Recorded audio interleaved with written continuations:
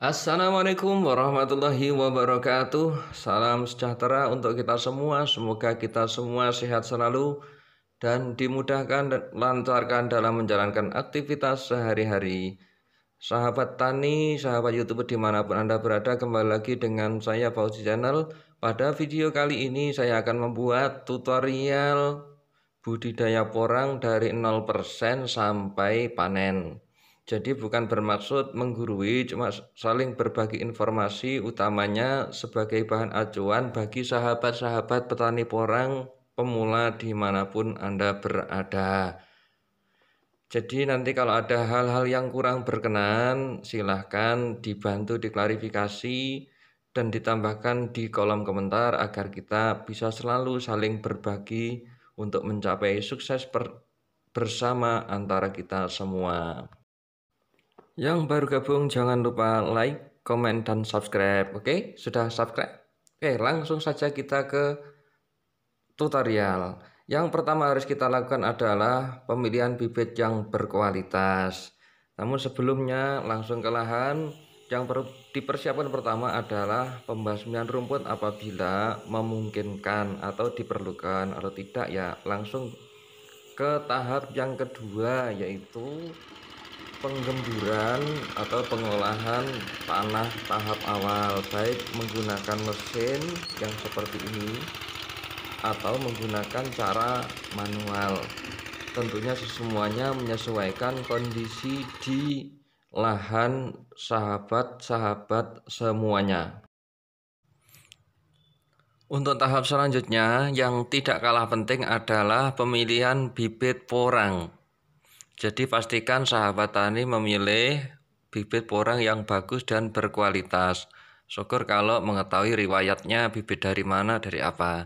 Ada dua alternatif untuk penanaman awal, yaitu menggunakan bibit umbi yang seperti ini atau menggunakan bibit kata. Ya, menyesuaikan mana yang mau ditanam.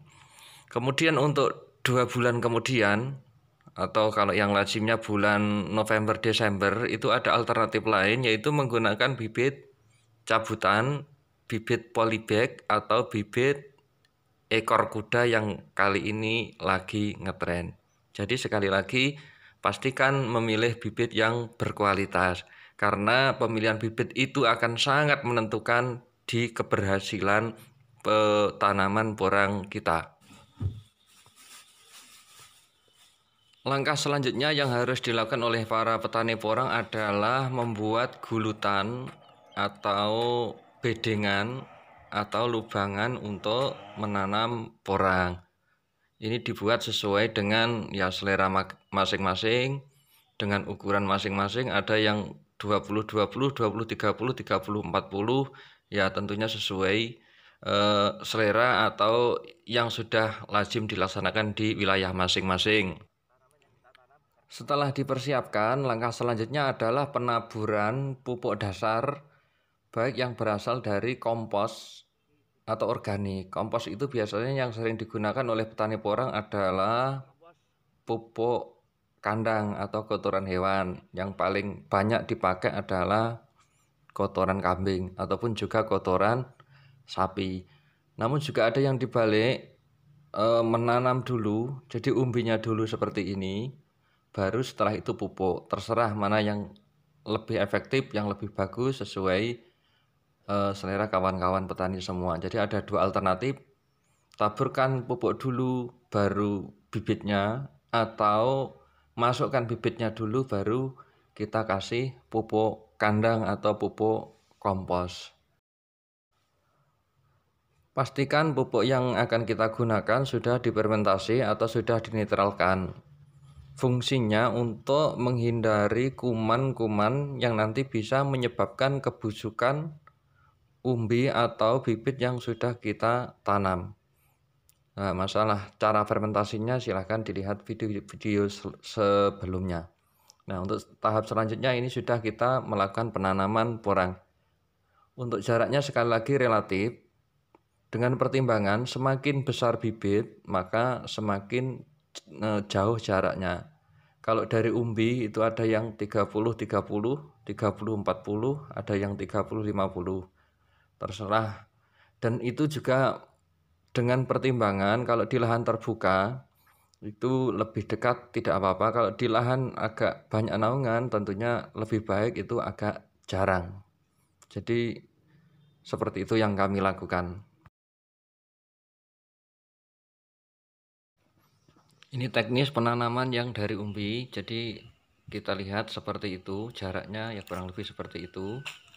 Nah, setelah kita masukkan pupuk dasar dan umbinya, tahap selanjutnya nanti akan kita timbun. Untuk penanaman porang itu jangan terlalu dalam, dengan harapan nanti ketika kita penyiangan gulma itu bisa kita tambah timbunnya sehingga tanaman porang ini nanti tidak terlalu dalam. Karena kalau terlalu dalam akan menghambat pertumbuhannya. Nah, penimbunan yang kedua nanti fungsinya agar tidak roboh ketika ada angin kencang atau panas yang berkepanjangan.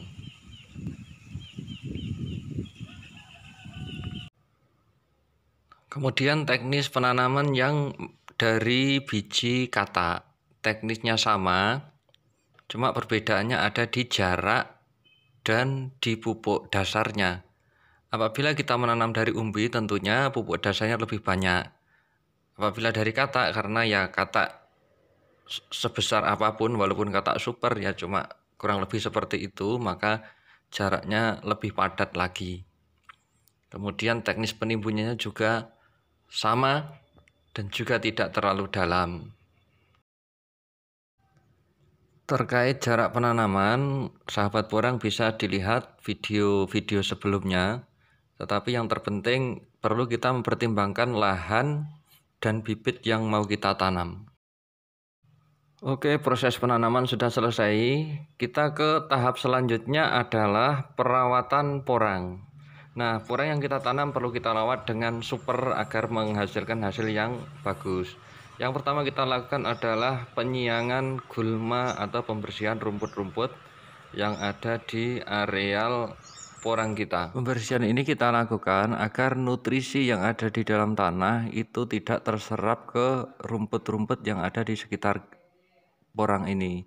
Jadi nanti harus berbagi pupuk dengan rumput-rumput atau gulma yang ada di sekitar porang, sehingga ketika rumputnya kita bersihkan, nutrisi yang ada di pupuk itu fokus ke porangnya.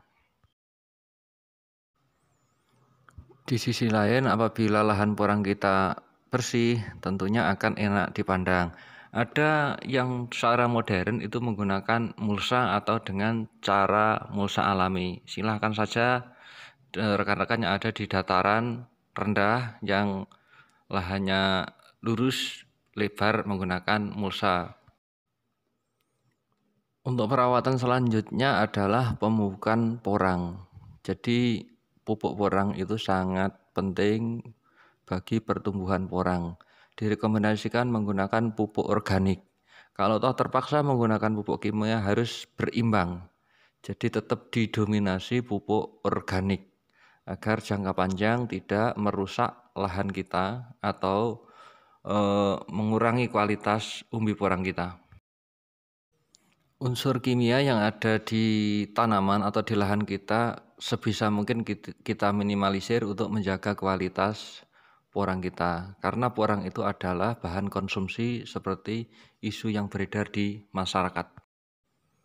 Setelah kita pupuk, alangkah baiknya porang-porang kita itu kita timbun seperti ini kawan-kawan untuk menghambat pertumbuhan gulma. Kemudian yang kedua sama seperti tadi agar porang tidak mudah roboh karena mungkin jarak tanamnya tidak terlalu dalam. Mengambil tanahnya jangan terlalu dalam karena nanti bisa merusak akarnya. Cukup yang ada di bagian atas untuk menimbun bagian porangnya. Yang selanjutnya adalah antisipasi hama pada tanaman porang. Ya, karena porang itu di lahan tentunya tidak luput dari hama yang menyerang porang. Jadi mengantisipasi lebih bagus daripada mencegah. Di antaranya yang sering terjadi di lahan porang adalah serangan ulat daun atau ulat yang biasanya berwarna hijau atau berwarna hitam yang nantinya akan merusak daun-daun porang. Ketika daun porang ini nanti dirusak, otomatis akan mengganggu pertumbuhan katak porangnya atau bahkan tidak muncul katak porangnya. Jadi hama porang harus kita antisipasi dulu agar tidak terlanjur menyerang ke lahan porang kita. Jadi misalnya contohnya seperti ini jenis ulat yang biasanya makan daun porang. Jadi kalau kita tahu ya otomatis harus kita musnahkan secara alami atau menggunakan obat tradisional yang lainnya. Di musim penghujan biasanya itu ada masa kering atau masa panas 5 hari atau sampai 1 minggu. Maka dibutuhkan naungan khusus di lahan terbuka agar terhindar dari terik panas matahari yang sangat terik sehingga mengakibatkan roboh. Setelah tahap demi tahap kita lakukan, yang selanjutnya adalah ya tentunya masa-masa penantian seperti ini. Porang sudah tumbuh, biasanya ada di sekitar bulan 3 atau 4 yang secara umum. Namun juga lain daerah biasanya beda pertumbuhan. Nah, ini masa dorman atau masa ripah. Kataknya sudah tumbuh dan ini sudah berjatuhan. Dan yang paling bagus katak nanti adalah yang jatuhnya jatuh sendiri baru kita ambil, bukan kita petik. Jadi sudah siap 100%. Kalau sudah seperti ini, tentunya masa terindah bagi petani porang adalah masa panen. Nah, masa panen dilakukan atau masa-masa yang paling ditunggu para petani porang. Nah, tentunya kalau di tempat kami karena petani tradisional, cara panennya ya seperti ini dengan cara tradisional. Dengan hasil panen yang tentunya berbeda-beda sesuai awal bibit atau bibit awal, dan tentunya sesuai pemeliharaan, perawatan, dan lahan yang kita tanami. Sahabat YouTube dan sahabat porang dimanapun Anda berada, demikian tadi tutorial budidaya porang dari nol, dari persiapan lahan sampai panen. Mudah-mudahan bermanfaat sebagai bahan pertimbangan untuk para petani, utamanya bagi para petani pemula. Saran dan kritik masukan sangat kami butuhkan demi kemajuan petani porang. Assalamualaikum warahmatullahi wabarakatuh.